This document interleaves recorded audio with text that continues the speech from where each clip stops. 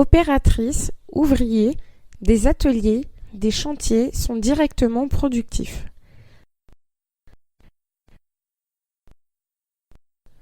Mais pas de devis, pas de plan, pas d'études, pas de travail, pas de prospection, pas de relation client, pas de travail.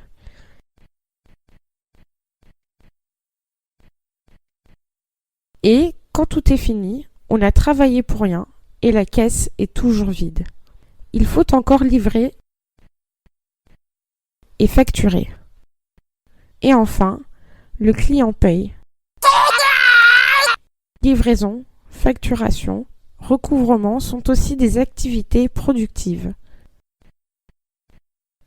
Tout le processus de prospection à recouvrement est productif. Une vente est finie quand les clients ont payé.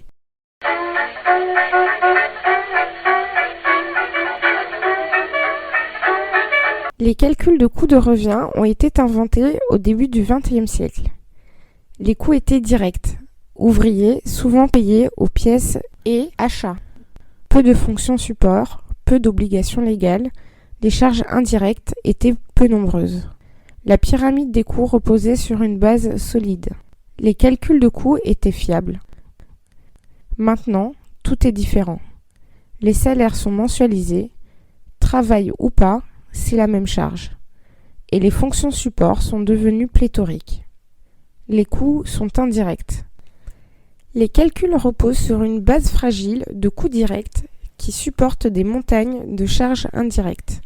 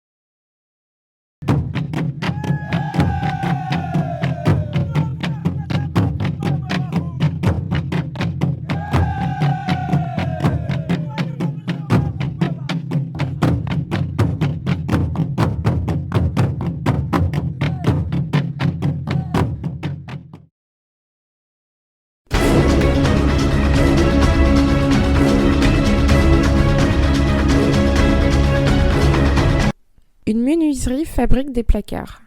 Pour livrer, elle utilise un petit camion. La charge d'amortissement du camion entre dans le calcul des frais généraux.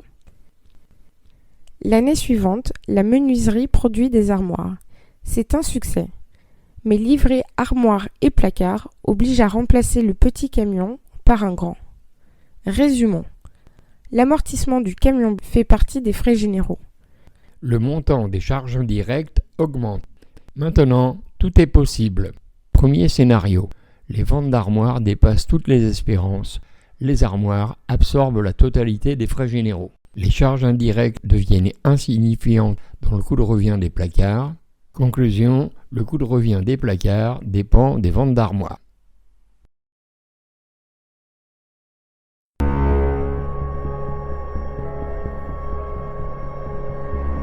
Notre start-up a grandi. Elle produit des robots industriels. Les coûts de revient sont calculés avec des coûts directs et des frais généraux.